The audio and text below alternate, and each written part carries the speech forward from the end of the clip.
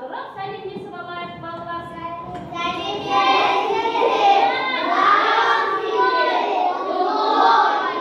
Жарайсыңдар балалар, орнымызға отырамыз. Ал балалар, сабағымызды бастамас бұрын көңіл күйімізді көтеріп алайық. Көңіл күйің қалай? Сабаққа дайындықтарың қалай? Тамаша! Ынталарың ше? Ендеше сабағымызды бастайық. Жарайсыңдар.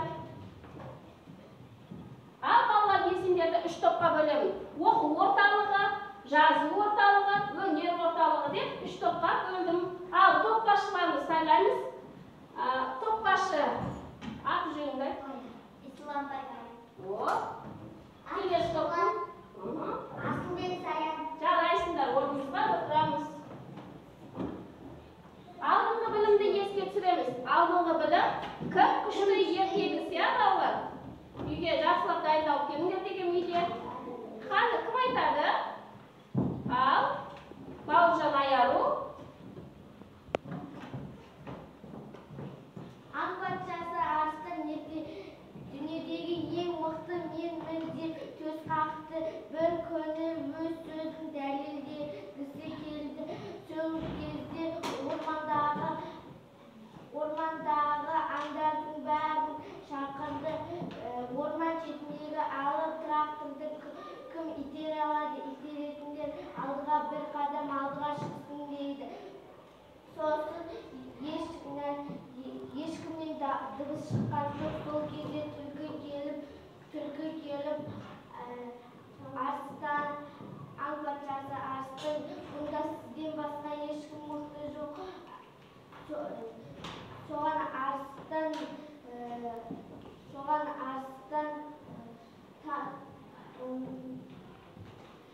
таңқалып алып тракторды әрі итерді, бері итерді, ол жүрмеді. Итерді, одан кейін адам келіп қарқ болып мініп кетті.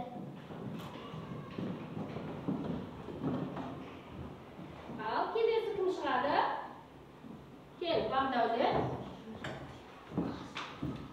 Аң патшасы арыстан дүниедегі ең күшті мен деп сөз қақты. Ол бір күні өз сөзін дәлелдемекші болды. Сөйтіп ол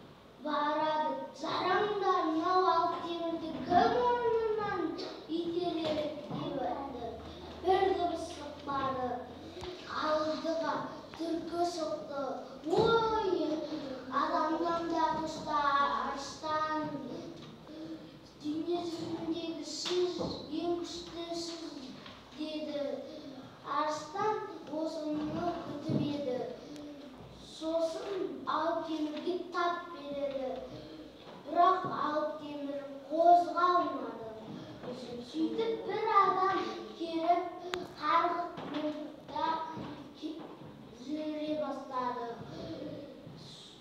Алыста кеткен соң аңдар бір-бірден тарай бастады. Кім күшті екенін анықтай алмады. Кім күшті еді? Адам күшті еді. Иә. Мақалды кім айтады? Кел абай, кел. Баян.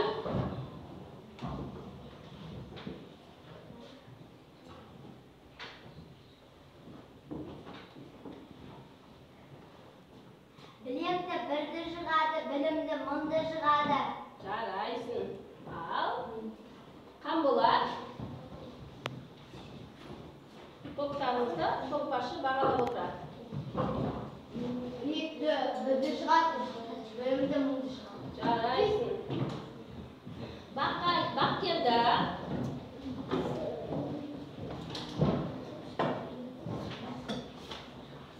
Білекті бірді жығады, білімді мыңды жығады.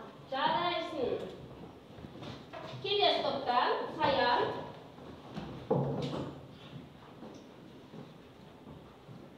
Білекті бірді жығады, білімді мыңды жығады. О, керемет, жарайсыңдар. Ал. Аялу. Білекті бірді жығады, білімді мыңды жығады. Жарайсың, керемет. Аялу. Бәрін жаттап кеттік, е? Білекті бірін жығады, білімді мыңын жығады. Мыңды жығады. Ал, жарайсыңдар мақалды. Бәрін жаттап алсыңдар. Ары итасыңасына. Келесі топтар кім айтады? Кел, Кәусар. Кім күшті ертегісі? Хан патшасы арыстан өзінің дәлелдеп Мықты екенін, иә? Мықты екенін дәлелдемекші болады. барлығымды өзінің дәлелдемекші болды. Кім күшті? Мына алыстымызды кім көтере алады? Ешкімнің даусы шықпайды. Құрбандаған күшті шығады. Ей, хан патшасы арыстан, сіз ғана істей аласыз деді. Ол соның сөзін күтіп еді. Соған болады. Содан кейін ол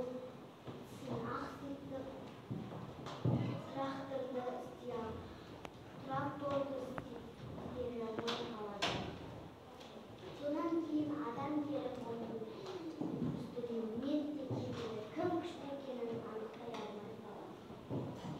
Жарайсыңдар. Кім күшті екенін анықтады ғой. Кім күшті болды? Адам күшті болды. Адам тракторға мініп не істеді? Қарғы мініп айдап кетті. Барлығы аңдап таң қалды, иә? Жарайсыңдар балалар.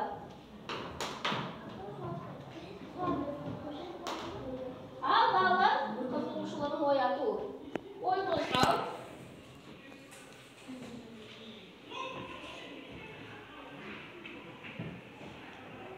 Ал, бүгінгі жаңа сабағымыз менің бос уақытым. Қараңдаршы балалар. Кішкене қызға ат қояйықшы. Айша дейміз. Айшаның әкесі, атасы, інісі, анасы барлығы демалып отыр, иә? Олар ескі фото альбомды барлығы не істеп жатыр? Тамашалап отыр. Ал сендер бос уақыттарында не істейсіңдер кәдімгі? Ал Исабек Алихан. Мен бос уақытымда машинаны жөндеймін, сабағымды орындаймын, балықты қораны тазалаймын, атама көмектесемін. Ой, тамаша. Ал мен бос уақытымда анама көмектесемін, сабағымды орындаймын, папама көмектесемін, атам шақырғанда көмектесемін. Ой, жарайсың. Аяру. Мен бос уақытымда кітап оқимын, жазу жазамын, үйді жинаймын. Ой, тамаша. Қамболат. Мен бос уақытымда әкеме, мамама көмектесемін, ініме қараймын. Жарайсың. Баян. Мен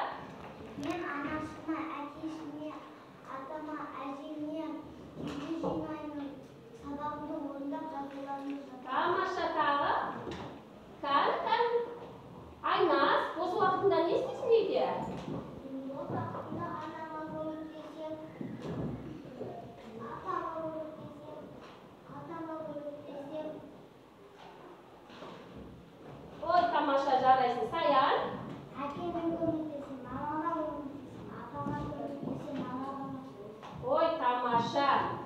Бәріміз бос отырмайды екенбіз, ya?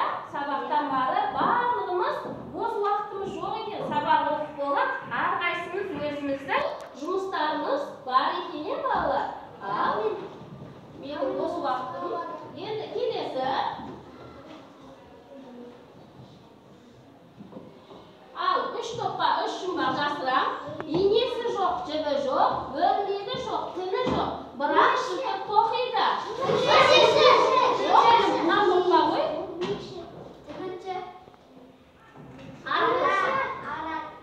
Тігінші. Құмырсқа. О, қамбылат, көреміз, өрмекші деді. 3 топқа 3-еуін айттым. Тамаша. Келесі топқа айтамын. Келесі топқа жанды қостау бірге тұр, арасында қылғытыр. Құмырсқа. О, қаны көрейік, құмырсқа деді Нұрия. О, жарайсыңдар. Енді келесі топқа ішінде үйі бал тасиды жиі. Ал көрейік, жұмбақтың жауабы дұрыс па? Ара деді. Тамаша, ара екен. Балалар, бұл жұмбақтың жауабы не екен? Өрмекші екен, құмырсқа екен. Ара екен. Жарайсыңдар. Осы кейіпкерлерді есімізге жақсылап сақтап аламыз, балалар. Екінші тапсырмамыз жұмыс іздеген құмырсқа.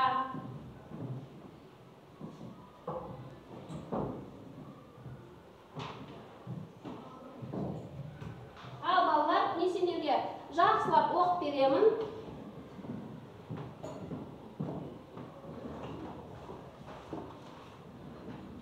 Ал қараңдар, кішкене құмырсқа басқа жұмыс іздемекші болады. Сөйтіп илеуінен кетіп қалады. Жолда ұшып жүрген араға көзі түседі.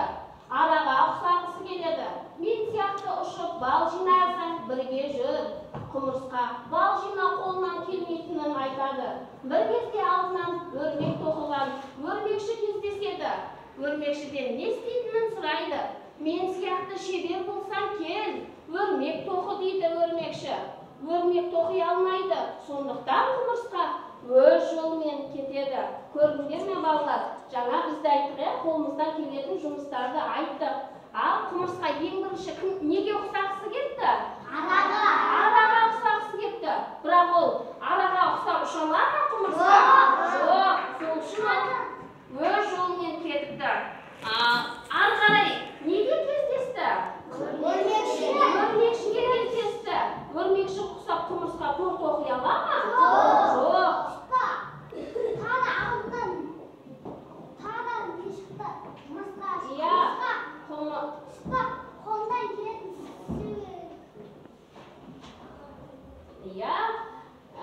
Өз қолынан келетін істі табамын деп ары қарай жүріп кетті құмырсқа.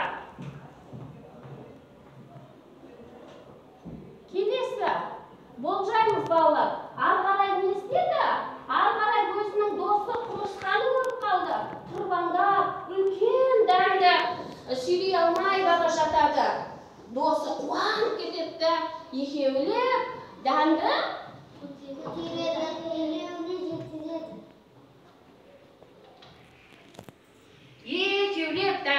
илеуге жеткізеді екен. Құмырсқа нені түсінді? Құмырсқа өзінің қолынан келетін іспен айналысу керек екенін түсінді. Ал қарай. Ал сергіту сәтін жасаймыз. Орнымыздан тұрамыз. Құмырсқа бара жатты жұмырсқа. Топты қойдым алдына, оң жағына қарады, сол жағына қарады.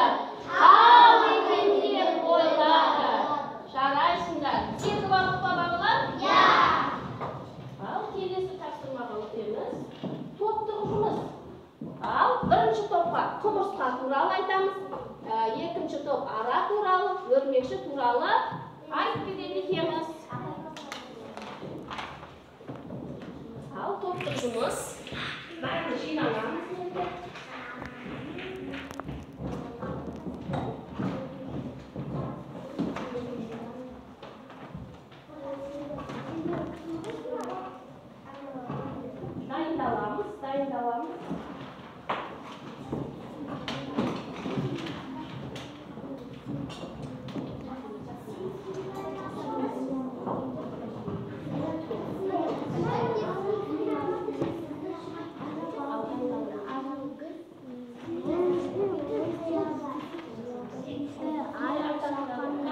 dayınlab o'tiramiz.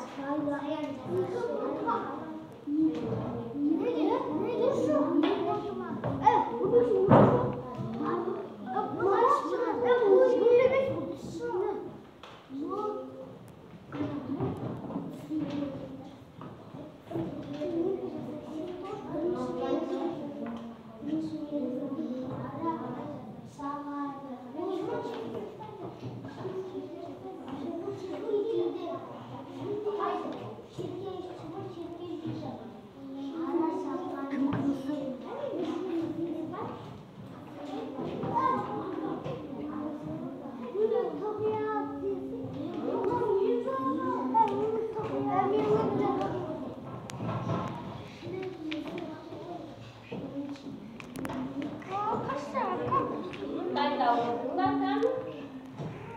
Ana, şurama, ana. Yeşilini, yeşil ayağı var, kanadı var, maşok var.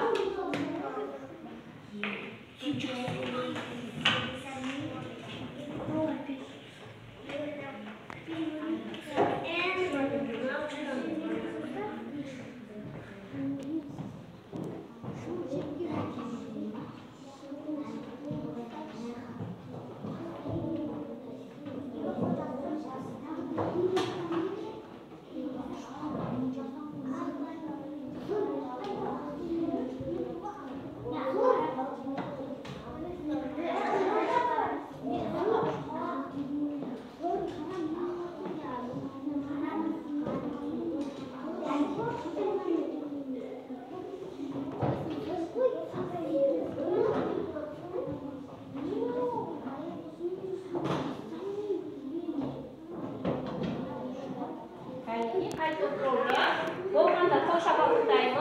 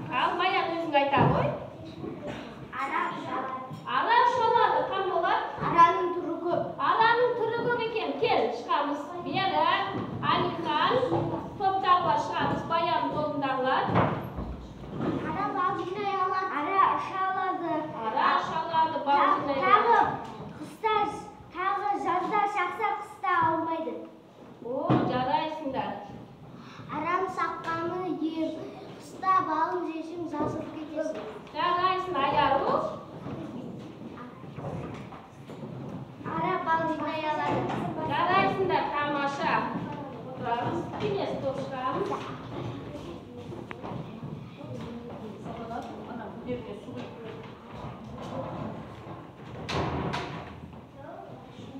Ал өрмекші туралы айтамыз. Өрмек тоқиды. Ал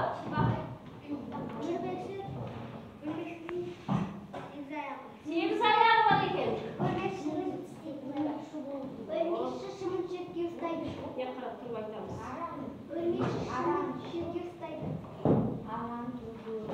Кел Айзере, қолымыздағылар шығып, постер қорғап тұрып.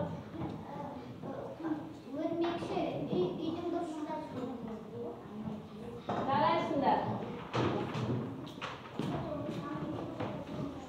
Тамаша. Ал бірінші болған тобымыз қай топ бірінші болды? Өнер тобы бірінші болды. Қаны шапалақтап қояшы. Қошеметке. Келесі жазу тобы болды. Жарайсыңдар. Ал келесі оқу тобы болды. Жарайсыңдар. Топбасшымыз тобымызды бағалап отырамыз. Келесі үшінші тапсырмаға қараймыз. Жеке-жұмыс балалар, құмырсқа жалқау деп айтуға бола ма? Жеке-жеке айтамыз. Ал Қамболат? Жалқау болмайды, ол еңбекқор. Жарайсың, жалқау емес еңбекқор. Адам сияқты еңбекқор. Адам сияқты адамға ұқсастығы еңбекқорлығы екен. Жарайсың. Баян? Ұйымшыл болады екен. Жалқау ма, жалқау емес па? Жалқау емес. Жалқау емес екен. Ал Айару? Алтаяғы бар, иә. Жалқау деп айтуға болмайды екен, ал? Олар топтасып жүреді. Топтасып жүреді. Олар тек қана не істейді? Жұмыс істейді екен. Жаз бойы не істейді олар? Еңбектенеді де, қыста сол жинаған дәндерін жейді екен. Қыстың тамағын жаз бойы жұмыс істеп табады екен да, қысымен соны жеп жатады екен олар. Құмырсқа жалқау деп айтуға болмайды. Құмырсқа еңбекқор.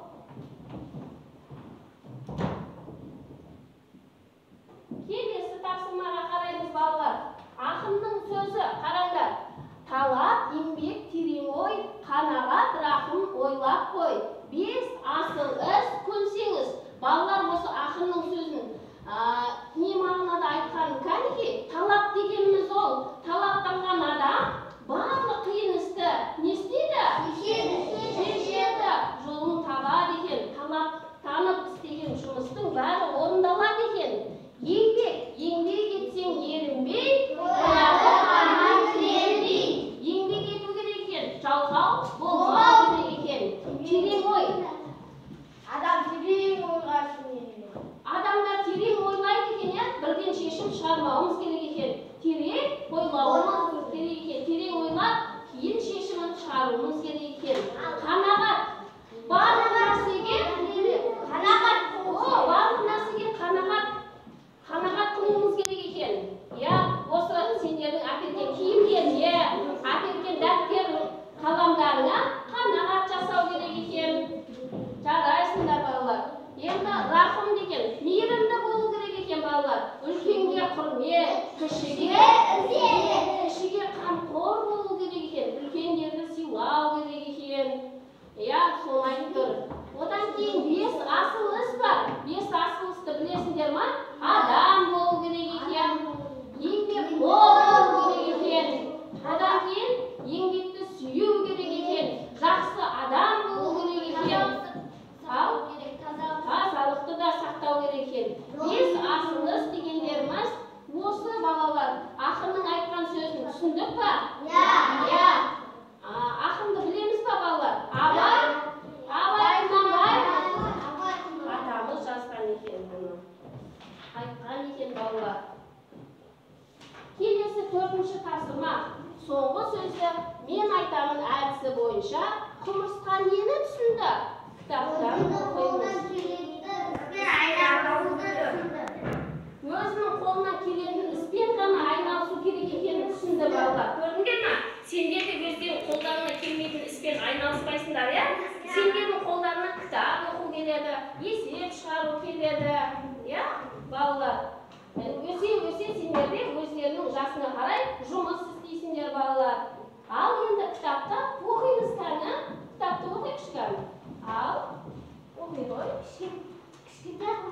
басқа жұмыс іздемекші болды. Сөйтіп үйлерінен кетіп қалады. Жолда ұшып жүрді, араға көзі түседі. Араға ұқсағысы келеді. Мен сияқты ұшып бал жинай алсам, бірге жүр дейді. Жарайсың. Енді жалғастырамыз ары қарай.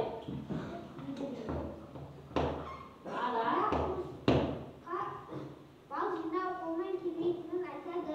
Бір кезде алдына өрмек тоққан өрмекші кездеседі.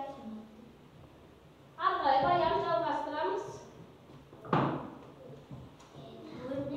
Кітапқа қарап отырамыз. Жолмен кетеді. Қараса өзінің құмырсқа досы тырбандап тірлік істеп жүр екен. Үлкен дәмді жалғыз өзі сүйре алмай алқынып келеді. Құмырсқа қуанып кетеді де дереу досына көмекке барады. Екеулеп жүріп үлкен дәмді илеуге жеткізеді. Құмырсқа өзінің қолынан келетін іспен айналысу керек екенін еді. Жарайсың. Бақытгерді жалғастырамыз. Кішкентай жалғастырамыз.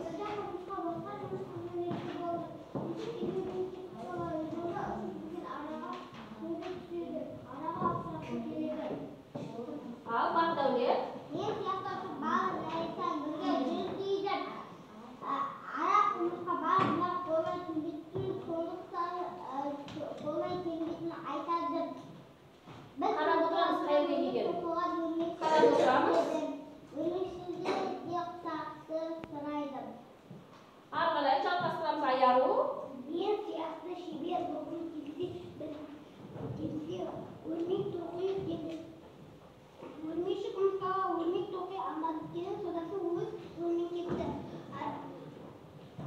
Қараса өзінің құмырсқа досы тырбандатып тірлік етіп жүр екен. Үлкен дәнекті жалғыз өзі сүйреп алмай алқымдап келді.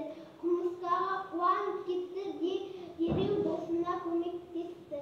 Бара екеуі жүре илеуіне дәрменді илеуіне жеткізді. Құмырсқа өзінің қолынан келетін жұмыспен айналысу керек екенін түсінді. Ары қарай Шұғыла жалғастырамыз. Шұғыла. Кішкентай құмырсқа басқа жұмыс іздемекші болды. Сөйтіп илеуіне кетіп қалады. Жолда ұшып жүрген араға көзі түседі. Араға ұқсағысы келеді.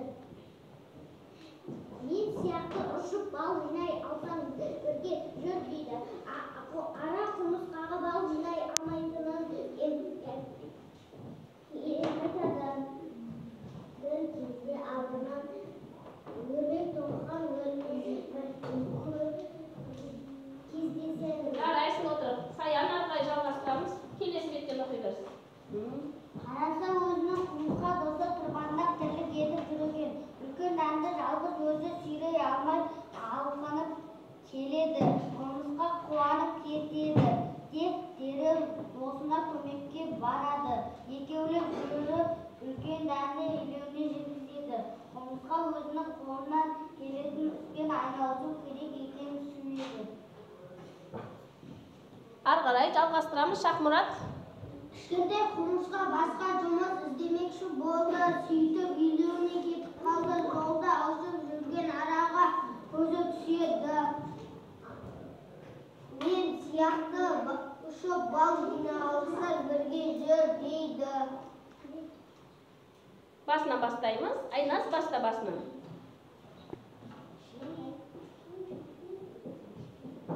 Кішкентай құмырсқа. Кішкентай құмырсқа басқа жұмыс іздемекші болды. Сөйтіп үйлеріне кетіп қалады. Жолда ұшып жүрген араға көзі түседі. Араға ұқсағысы келеді. Мен сияқты ұшып бал жинай алсам бірге жүр дейді. Ара құмырсқа Жарайсың. Аяру жалғастырамыз. Аяру оқы. Басынан оқып кет. Кішкентай құмырсқа басқа жұмыс іздемекші болды. Сөйтіп үйлеріне кетіп қалды. Жолда ұшып жүрген араға көзі түседі. Ара ұқсағысы келді. Мен сияқты ұшып бал жинасаң бірге жүр дейді. Ара құмырсқаға бал жинап қолынан келмейтінін айтты. Бір кезде алдынан өрмек тоққан өрмекші кездеседі. Өрмекшіге не істейін деді.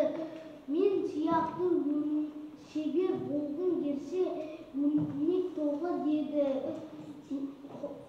Өрнек қолынан келмейтінін өрнек тоқи алмайды. Жарайсыңдар. Ал енді балалар, рөлге бөліп оқимыз. Бірінші топтан шығамыз. Бірінші топтан рөлге бөліп оқиықшы кәні. Баян, Берік, Алихан үшеуміз шығамыз кәні. Әрқайсысы топтан шығып, рөлге бөліп оқып береміз кәні. Ал, бірінші құмырсқа бастайды. Кішкентай құмырсқа басқа жұмыс іздемекші болды. Сөйтіп үйіне кетіп қалады. Жолда ұшып жүрген араға көмектеседі.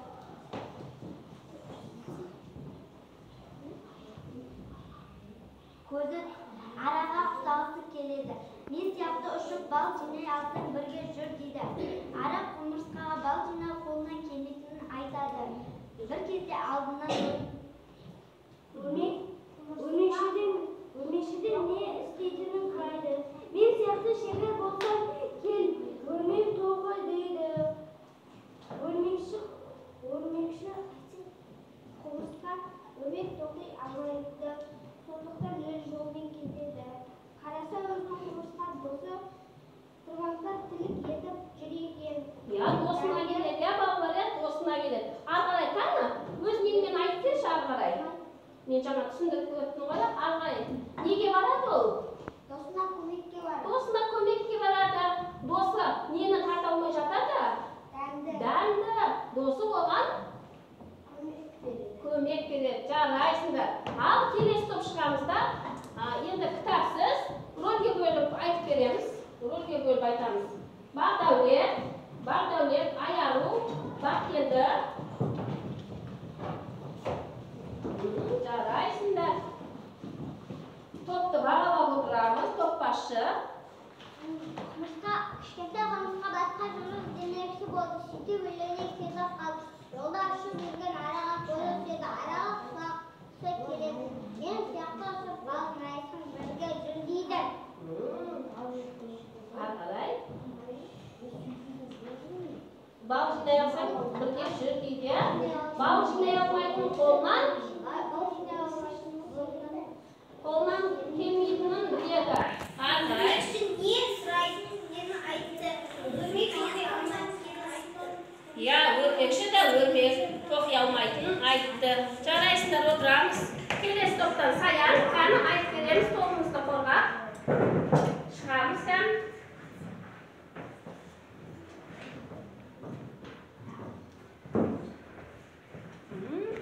Кішкентай құмырсқа басқа жұмыс іздемекші болады. Сөйтіп үйлерінен кетіп қалады. Жолда ұшып жүрген араға көзі түседі. Сөйтіп араға құсағысы келеді. Бірақ құмырсқа бал жинап қолынан келмейтінін айтады. Сөйтіп өз жолымен кетеді. Bir кезде алдынан өрмек тоққан өрмекші кездеседі. Мен сияқты шебер болсаң кел, өрмек тоқы дейді. Құмырсқа өрмекші құмырсқа өрмек тоқи алмайтынын айтады. Сөйтіп өз жолымен кетеді. Қараса өзінің құмырсқа досы тұрғандар тіліп етіп жүр екен. Bir кезде қуанып кетеді. Сөйтіп досына көмекке барады. Құмырсқа өзінің қолынан келетін іспен айналысу керек екенін түсінеді. Жарайсыңдар, тамаша. Үш топтан да тағы да жалғастырып айтамын дейтін оқушы бар ма кәні? Кел, Қамболат айтамын дейді.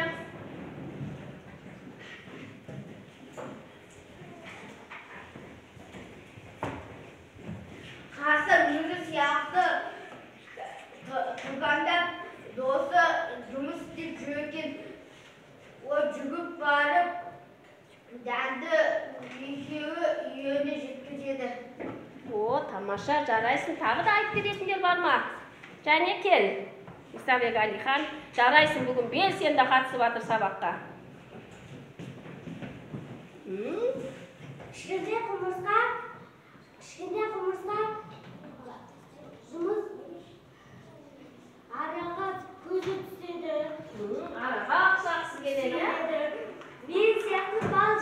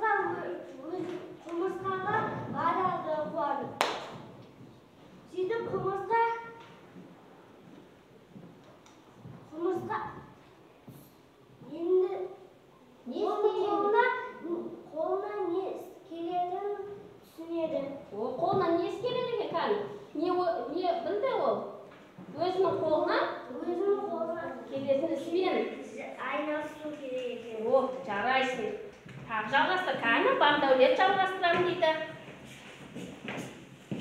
Қарасы өзінің қымызға досы тырбанап тірлі кетіп жүр. Үлкен дәті жалғыз өзі көтерімі алған жүрекке. Қымызға қуанып кетті. Дереу досы Конекске барды. Үлкен дәмді үйлегі жекпес қымызға өзінің қолына келетіспен айналып керектігін түсінді. Жарайсыңдар. О, керемет, жарайсыңдар балалар. Ал енді балалар келесі балалар мына TikTok әрісі сабақ ұнаса жүрекшені басамыз. Есіңізге сақтадық деген белгіні басамыз. Айтарың бар болса, мына 3 нүктесі барды. Басасыңдар балалар. Мұның неде тұр? Достарыңа бөлісетін болсаңдар, осыған әкеп саласыңдар. Сабақ егер есіңде сақтадым дейтін болсаңдар, жалауша сияқтыға саласыңдар. Айтарларың бар болатын болса, осы 3 нүктесі бар. Ұнайтын болса, жүрекшеге саламыз. Бірінші жазым тобынан бастаймыз. Бірінші осы топ бітсін. Сабаққа кері байланыс жасаймыз.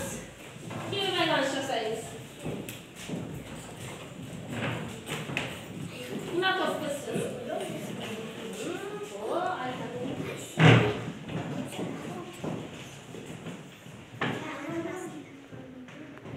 Осы топ.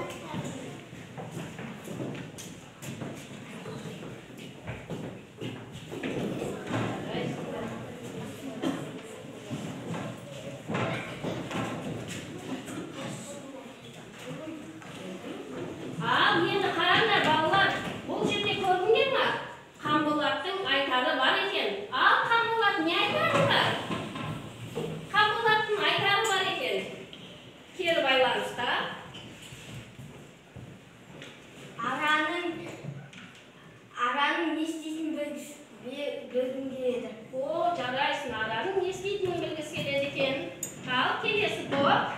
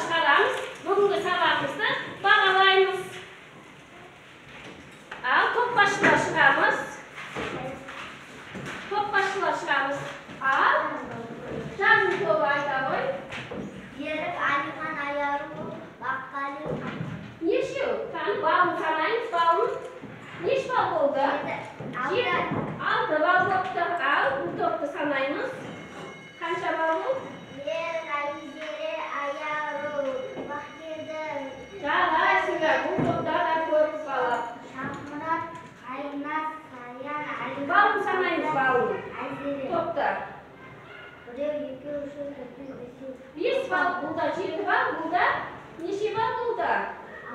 10 бал